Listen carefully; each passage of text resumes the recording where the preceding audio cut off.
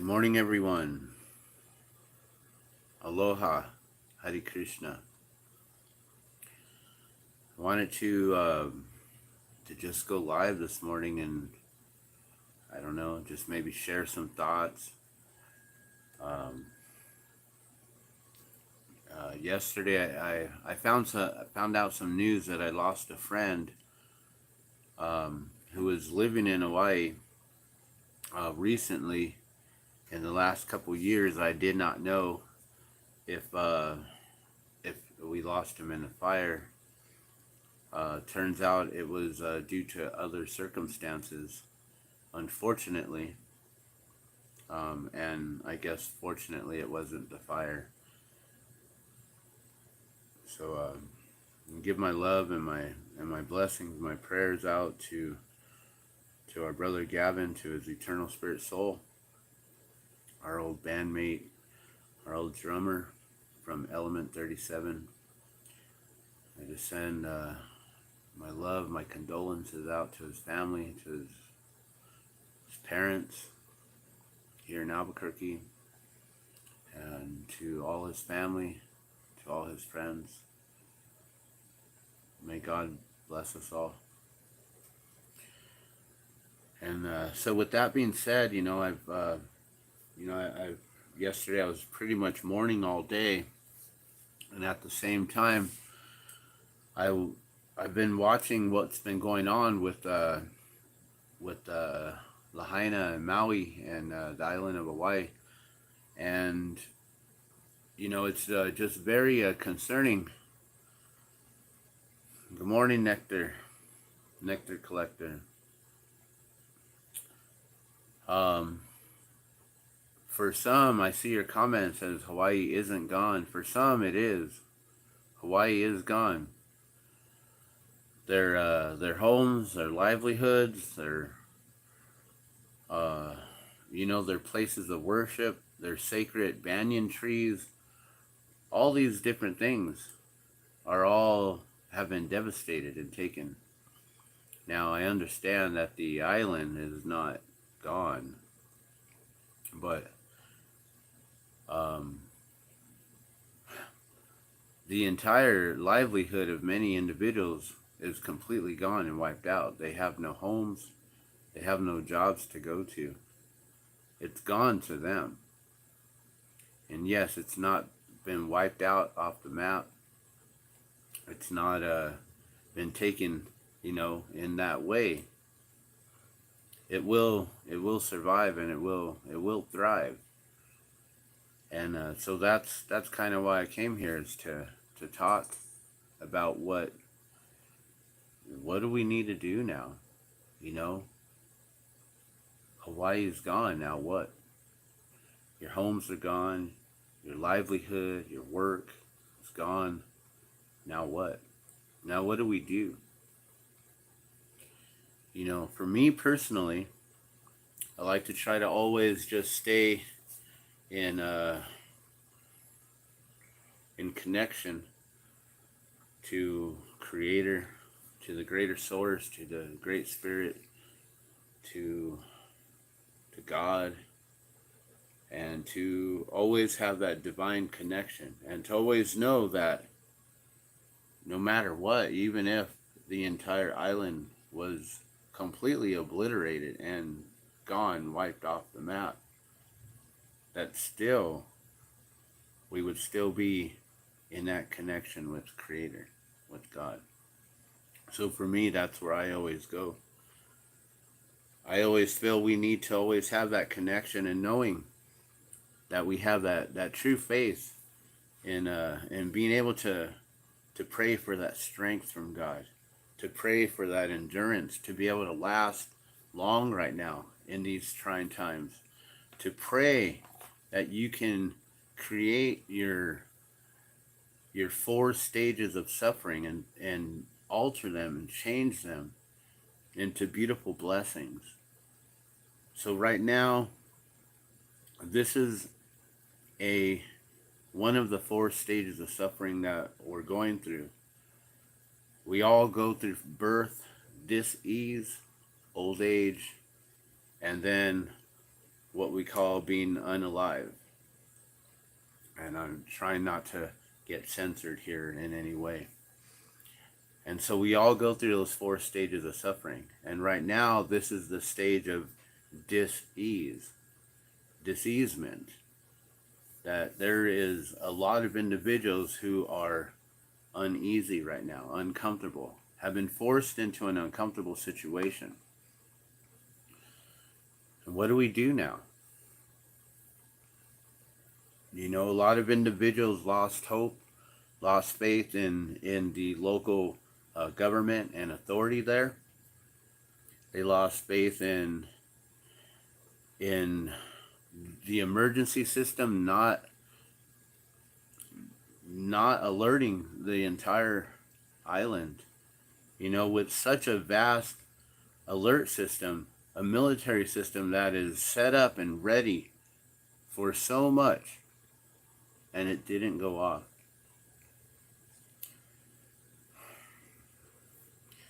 Yesterday I found out that there's horrific news that a lot of children are lost now. And we're lost forever. They're no longer with us anymore. The schools, I guess, were apparently closed. They were canceled and closed, and the students stayed home from school that day. But their parents still went to work. Work wasn't canceled. School was canceled. So a lot of individuals, a lot of parents, they left to work, and their children stayed home.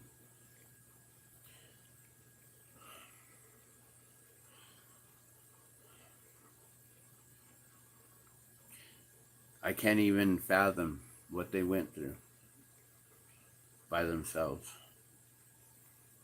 I couldn't even understand, you know, to think of putting my own child, you know, who just turned 11 yesterday, and to think of, you know, I don't like to leave her alone at all. You know, if I do, it's very rare, and I basically just walk up the street to the corner store to go get some water. You know, if we run out of water and we need to refill our 5-gallon jugs here, you know, and and usually that's when, you know, my wife is still here, and she's, you know, she just may be in bed sleeping, and so I'll leave my daughter alone out in the living room while I go to the corner store. But you know, I would not encourage anyone to leave their children alone. You never know what kind of emergency situations they may have to face on their own. I can't even imagine what they went through.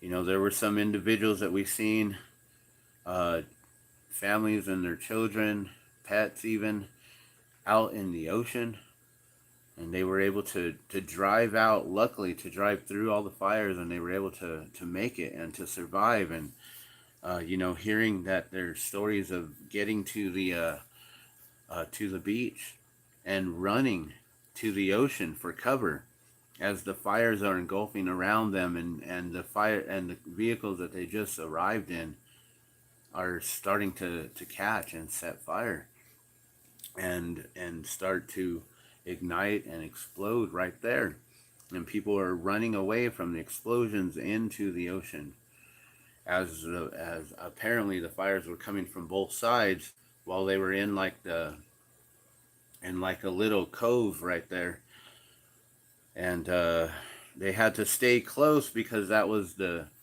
shallowest area there, you know, to only be within, you know, chest height. And you know, the waves, you know how they ebb and flow, it'll go from, you know, waist to chest, and you may have to like hop up and down to stay up above the waves, to keep your head above water.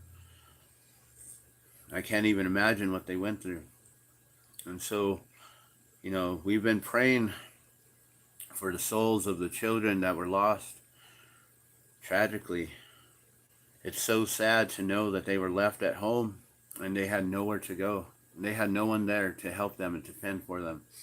We're hearing stories that there were, uh, adults, individuals who got in their vehicles and they're driving, and there's no warnings. They said there were no warnings on the island. It's completely upsetting that they failed the people of Hawaii. It's completely upsetting. And so, we've been praying for their souls. We know that all souls are eternal and that, we all go back to Source, to Creator in that good way. And it's just such a tragic event to have lost so many youth, so many children. I can't even imagine. I have my own children here. And that's the thing right now too, is what's going on has got me on edge, because there's the whole thing about the dews and Mountain Dews and the flavors, and how this Maui burst, like, could have possibly been some weird sort of warning sign. Mountain Dew, I believe the DEW is all capitals, but the mountain, I don't know. I don't believe it is. I believe it's the M is capitalized and the rest are in lowercase letters. But most dews are happening or have been found to happen in mountainous regions. I mean, besides the one that happened in Beirut. And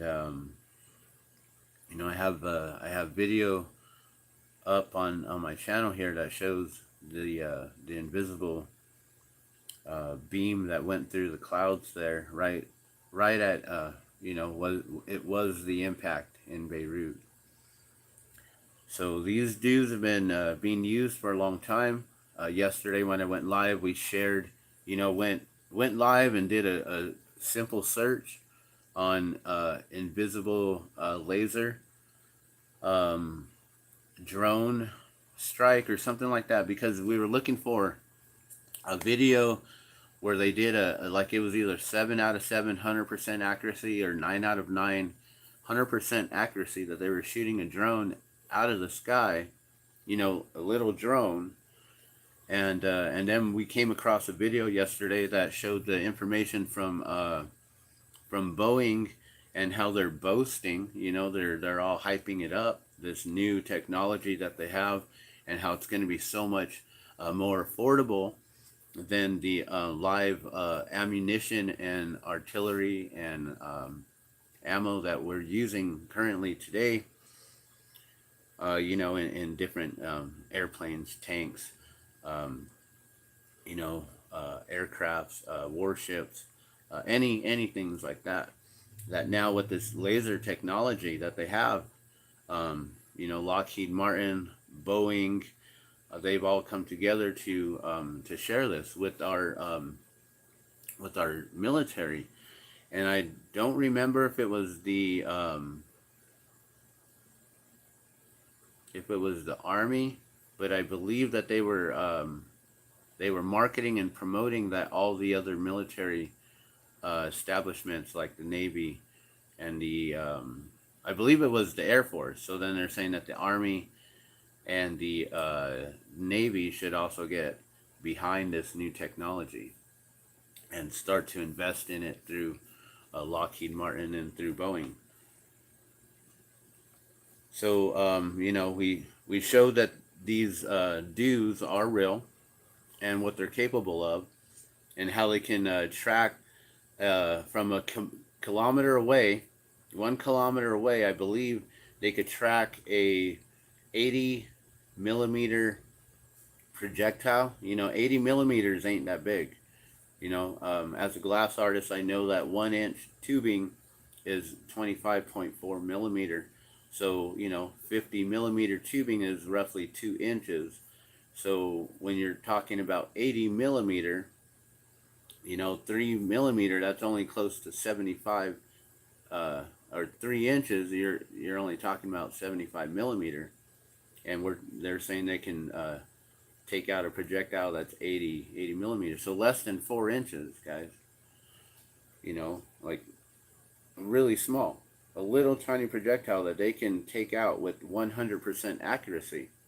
And they also said that anyone could use the equipment. Anyone who has been playing video games on an Xbox, like basically they're using the same hand controller that they used in the submarine that went down, right? It's just a very simple device that you just program for it to do whatever you need it to do. You know, if you need it to move this actuator or that actuator or do whatever responses, you have the buttons on your video game um,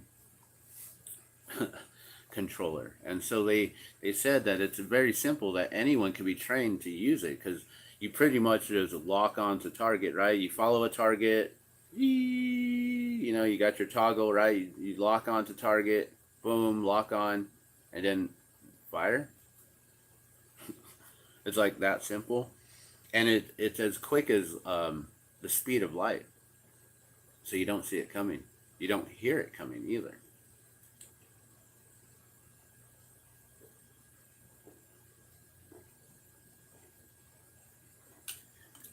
Or at least I don't think that we hear anything coming. Now, there's been reports around the world of these strange booms coming up from the clouds or the sky, or from we don't know where. It just sounds like it's from all around, you know? These interesting booms coming from the clouds. There's plenty of videos out there, guys. So you can verify that for yourself. So with all of this going on, you know, we talk about the different flavors that the mountain dew have. You know, they have the Maui Burst, and they also have one called the Baja Blast, which I don't know if that means that Baja California will be blasted soon. They also have one called Caribbean Splash or Caribbean Splash, and I don't know if that means that Baja California, uh, Baja Blast will create a Caribbean splash, you know, maybe a tsunami. Um, I don't know. I'm not sure. They have flavors like Code Red, Live Wire, Spark, and was it Ignition? Um, Something like that.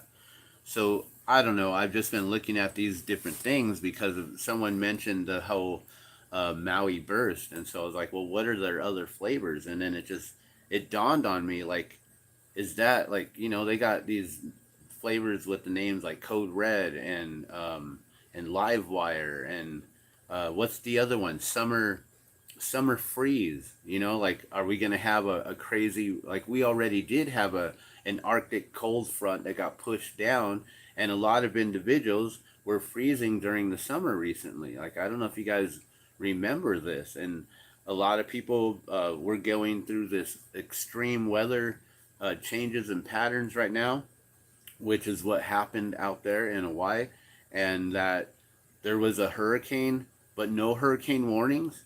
The island had no warnings coming through. They just allowed it to happen, and then something about the fire department putting out the fire at like 6 or 7 a.m., saying it was 100% contained in the region of where they're saying that that fire is what then took off, because the winds from the hurricane then allowed it to ignite the whole thing. You know, let's forget that most of these buildings have like sprinkler systems, and you know, there's not much of things to ignite when it comes to buildings and glass and stuff like that. But of course, you know, you do have the insulation, you have the carpeting, you have the all the drywall, all the materials that's built within. So yeah, it does ignite, but I mean, It's not like they live on a volcanic island where it's exploding all day with fires all around. It's not like they haven't ever had high winds before in hurricanes, cyclones, and things like that.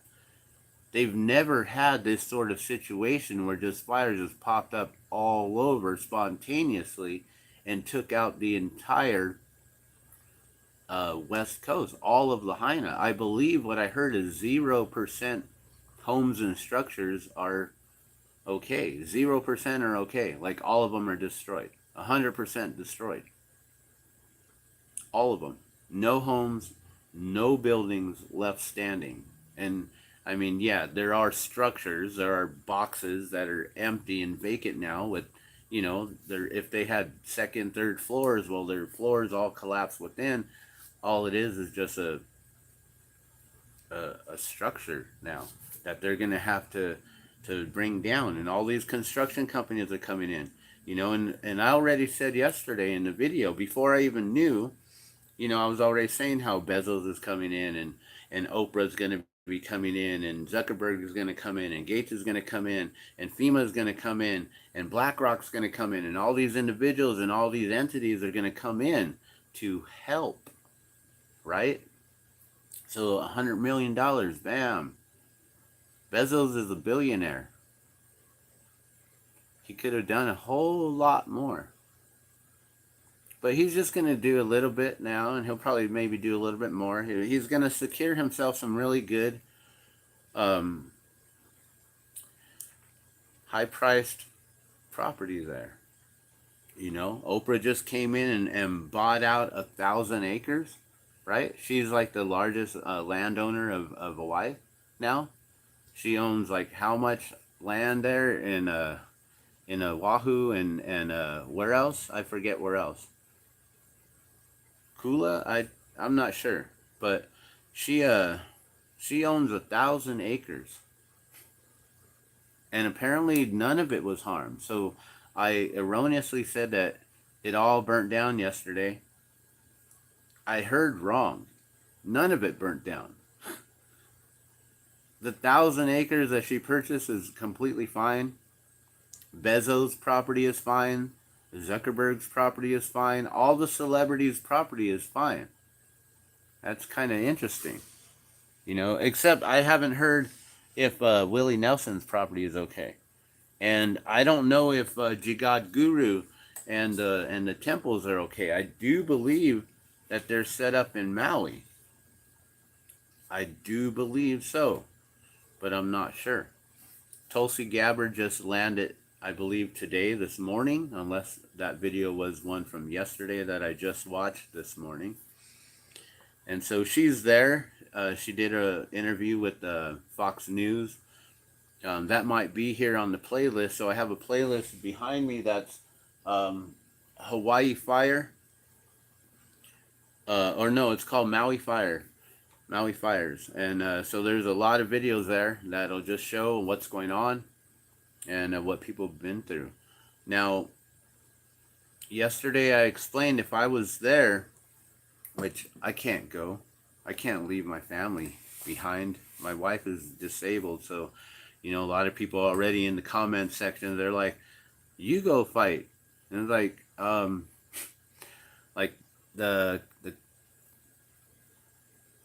what I posted was to just inspire individuals, especially the natives, the Hawaiians there, to take the land back. It's now time to take the land back. Don't rely on the government help in the FEMA camps. Don't go for that overnight stay at your FEMA staycation. It's not going to be worth it when they tell you, okay, well, we're doing this, we're helping you in exchange for your property, and that's all we want, and to make sure that, you sign right here that will help you. You want to have a stimulus check. You want this money here, right? Well, before we sign over the check to you, you need to sign this contract for us. And most people aren't going to read the fine print. They're not going to realize that they're signing over their property. And that's what I'm saying, that everyone there who owns land needs to go back to their property. Even though it's damaged and destroyed, they need to go and camp on their land and occupy their land and make sure that no one comes and surveys it. No one comes and tries to take it from you.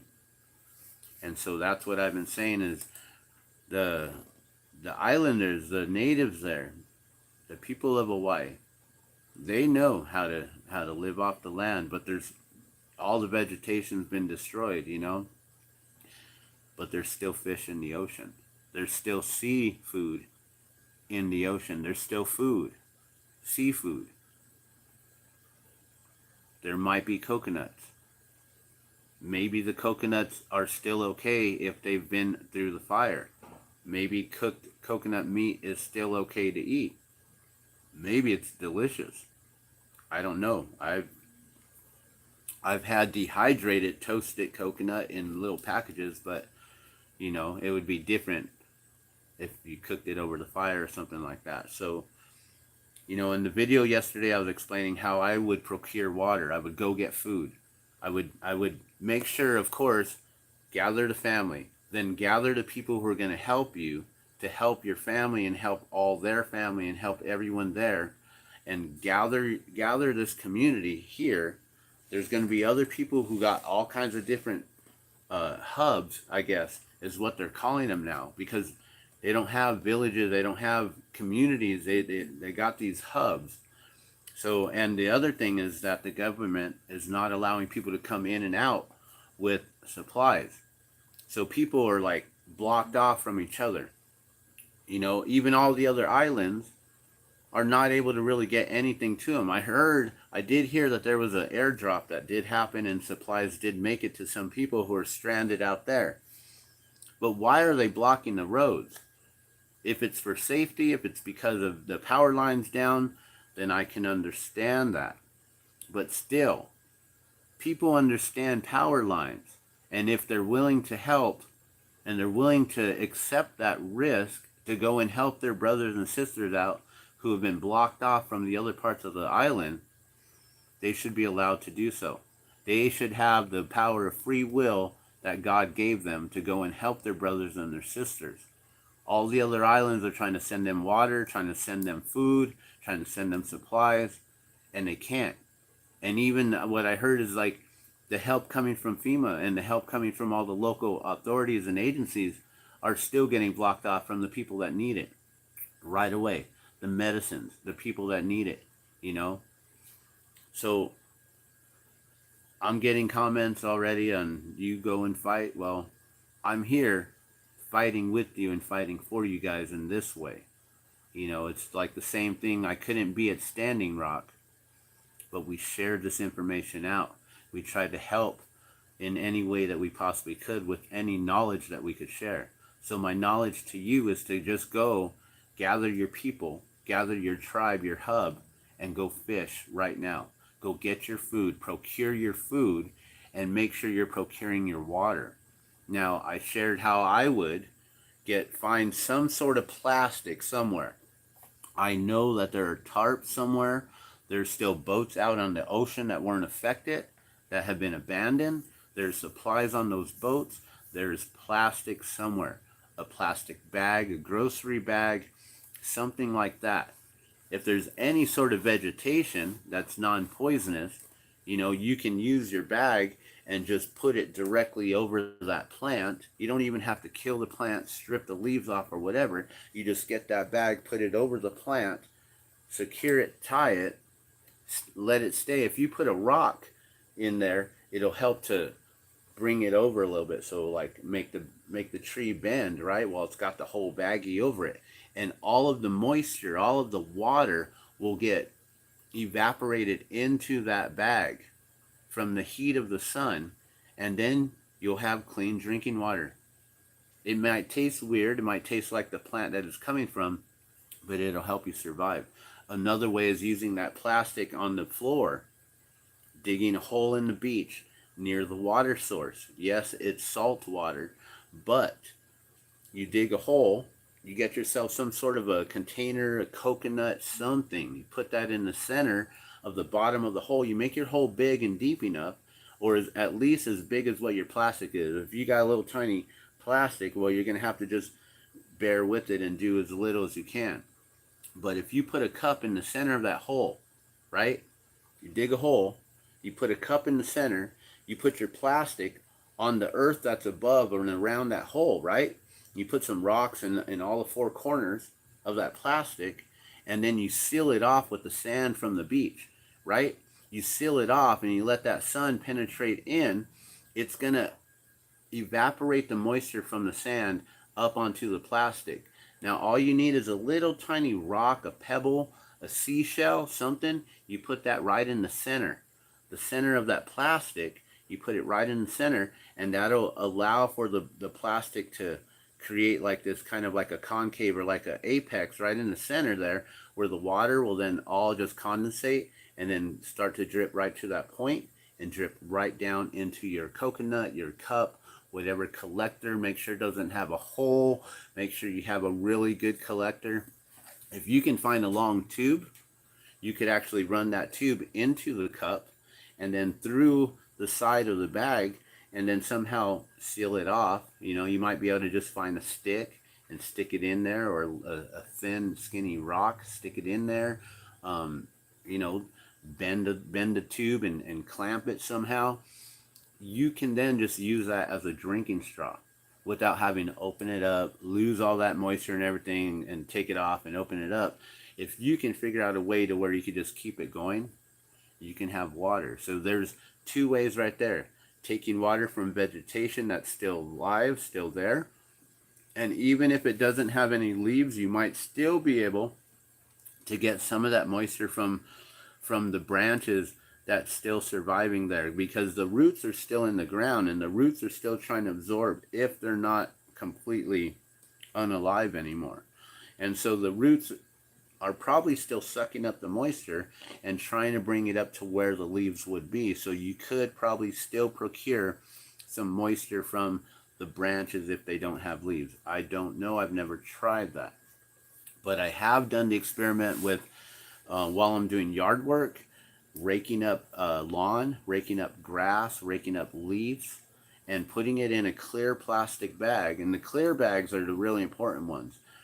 Or they work because they allow the sun to penetrate in there. And you just tie it off, and then all that moisture just starts to condensate on the bag. And then if you just figure out a way to make sure it's weighted down, the wind doesn't blow it around or whatever, you can collect the water. And all you got to do is just open it up and then figure out how to just pour the water into something or drink it directly out.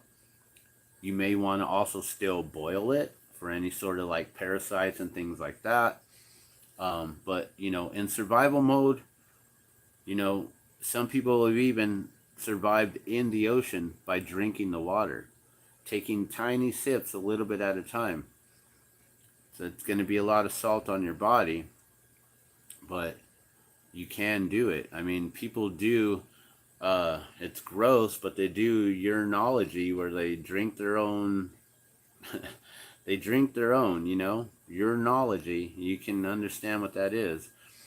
And so there are ways to survive when you really, truly need to. Another way of water procurement would be boiling the water from the ocean and trying to collect that steam. And, you know, maybe, I don't know if there's any way to find a pressure cooker out there, but that's the best source that I know, because they have the little hole, the steamer that comes up, and that's where you put the little thing that, you know, it lets you know when it's like cooking and ready to go, right? And the pressure's coming out. And so if you remove that little thing, you can put a tube on the top of there and allow the steam to then come out. I mean, there's so many different ways. If you can find glass bottles that are just laying around in the trash, and you can figure out how to put ocean water in one, right? And you tape another one together, somehow have another bottle over here, and you somehow figure out like how to create a tube, wrap around a whole bunch of seaweed or something, create some sort of connection between this bottle and that bottle, and you allow all this water to then start to just heat up in the sun. And then you have this bottle here, maybe even cover this bottle here with, like, you know, keep it away from evaporating back and forth and back and forth. But you can basically evaporate the water out of this bottle into the other bottle, and all the salt will stay on the bottom here, and you'll have good, clean drinking water. That's a third, or is that a fourth way? I'm like, I've already lost track, but there are many ways on how you can procure water, guys. So remember, water is life, right? Water is life. Every drop counts. So these things are important. Another thing, knowing how to make the natural filters using charcoal, sand, rock, or pebble, and then making the layers again and again and again. You know, charcoal, sand, rock, charcoal, sand, rock, charcoal. And maybe it's charcoal, rock, sand, charcoal, rock, sand. I don't remember specifically. I'd have to just look it up. I know that people still have internet access and they still have connections. You can just Google it real quick. You know, that's the cool thing about the technology that we have is, and if you don't have a phone, I'm sure someone next to you would be willing to look up how do we frickin' filter rainwater, right? Or ocean water. How do we do this? There's got to be ways, guys.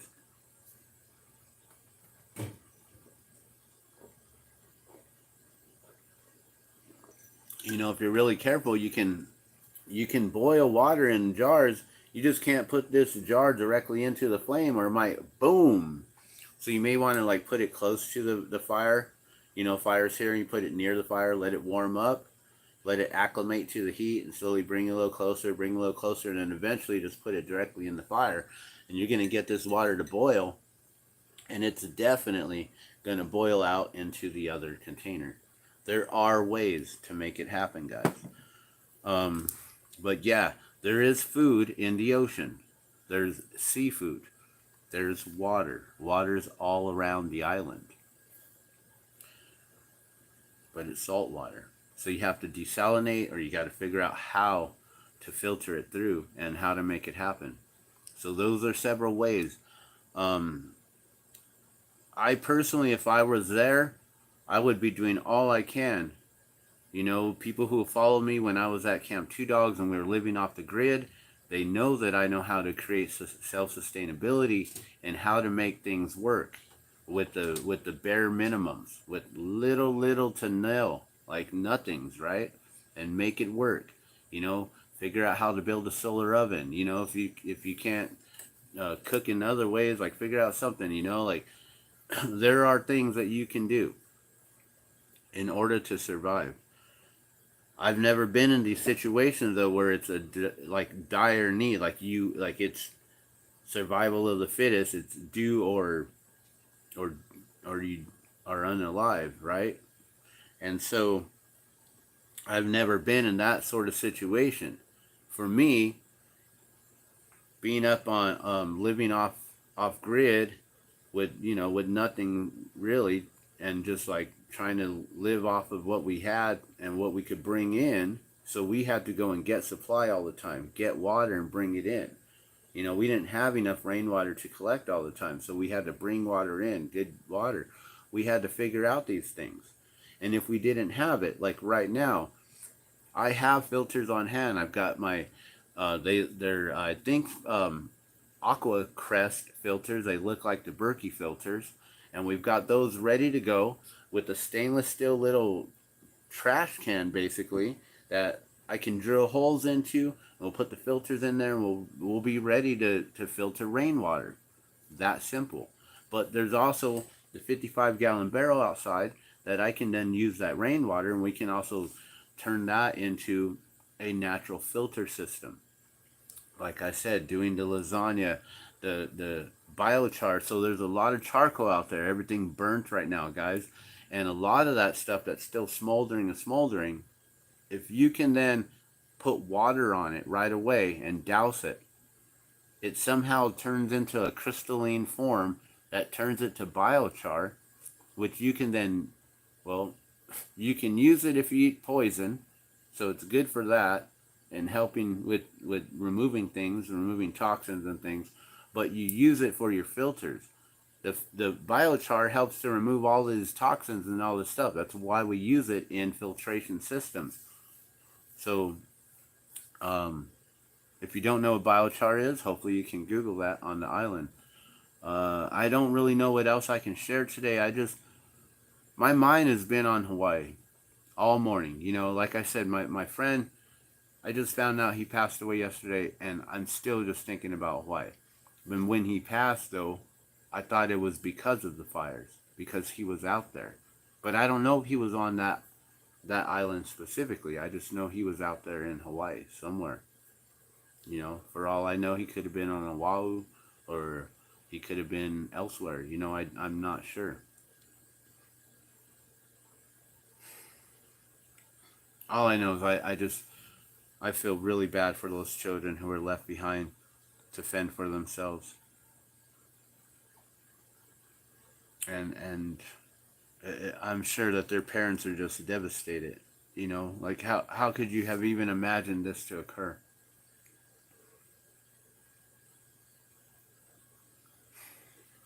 I don't really know what to do. Besides what I was saying yesterday at the end of my video. With the drop of water, we can make these shirts. Water is life. We can design a new shirt. Take back Hawaii, or or something. Aloha, just anything, whatever. We can come up with some sort of design to where we can put the proceeds to helping. We can try to procure gallons of water to them, or bottled water, or get them those sort of Berkey filters, or zero water filtration systems, or we use a Nikin filtration system here in our home.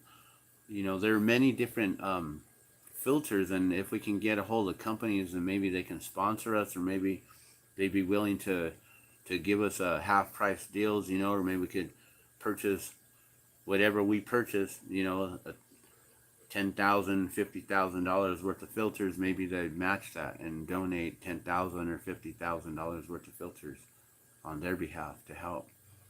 I'm not sure what we can do. I don't know if we can utilize the drop of water in that way. The drop of water hardly has any support. I hardly have any support. As you can see, I had a few live viewers here. I hardly have any support.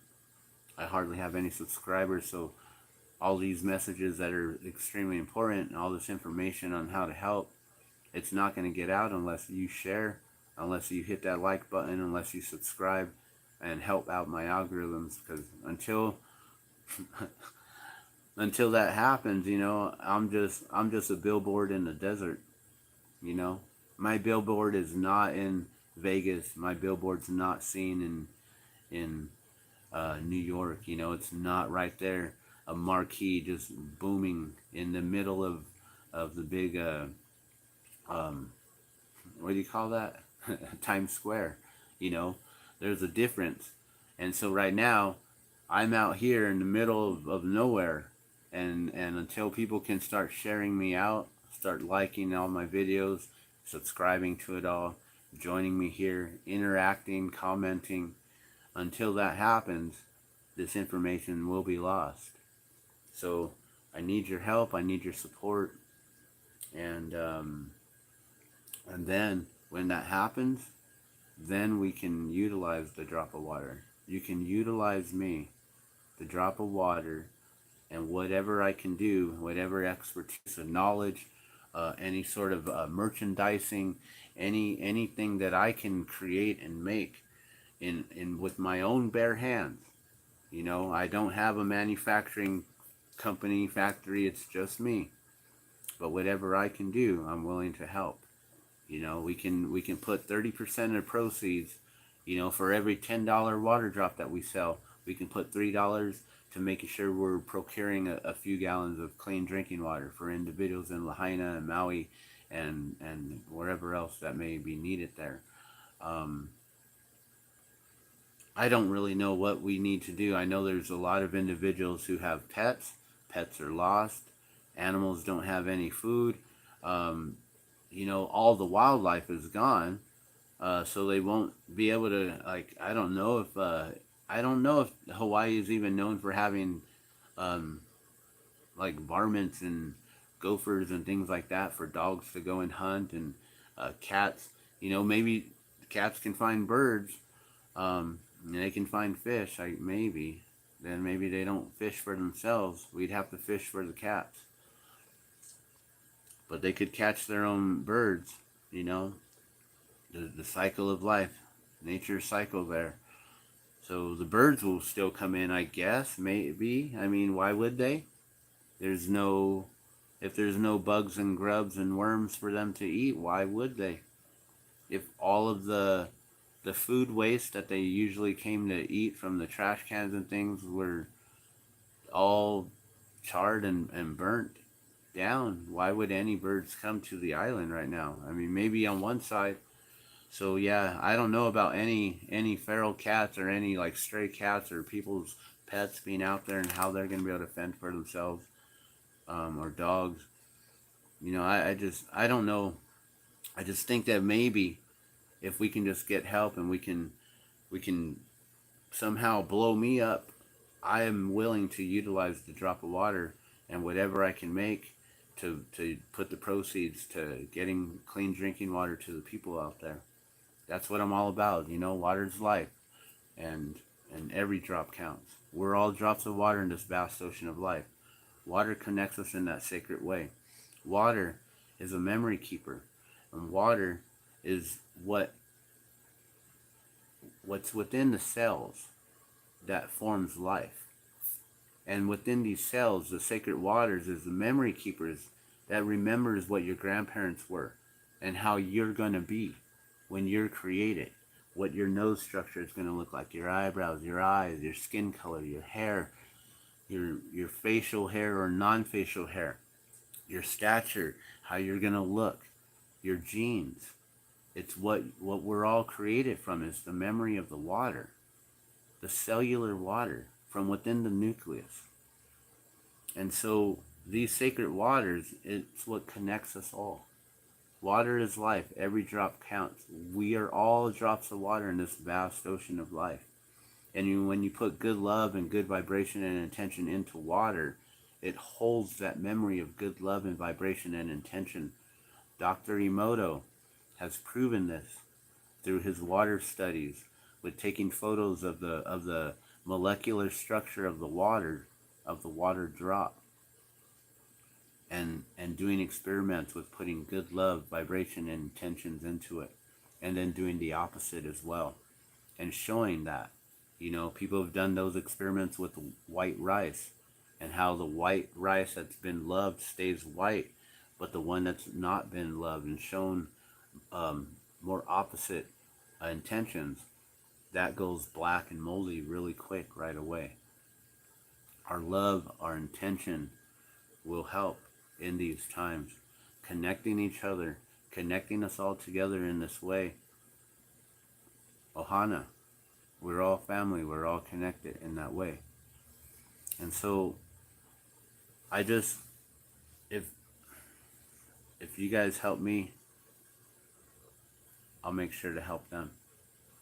So share this out, like this video, please subscribe, help get me up to at least to where we're past the 1K mark. But what it really is just share this video out so people get the knowledge that's within this video right here.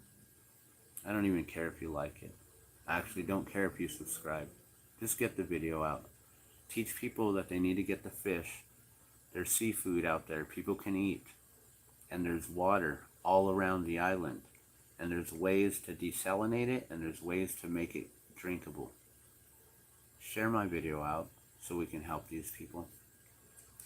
I don't really know what else to say.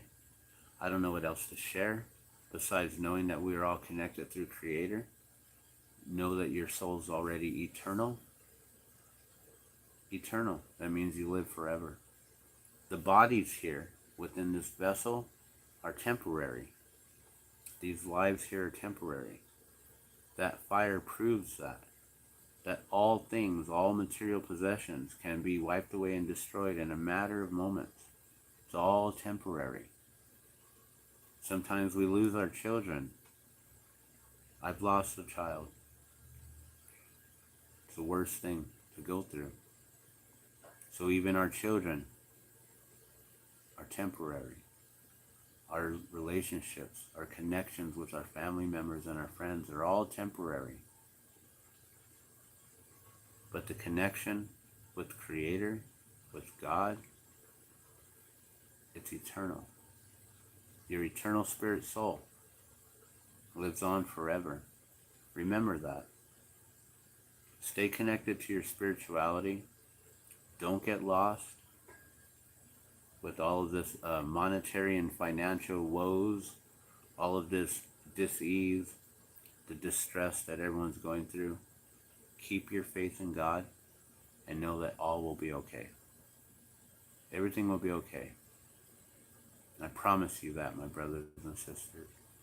I promise you, everything will be okay. Eternally. Just stay spiritual. Stay connected. Ohana. Aloha. Hare Krishna. My love and my blessings to you all.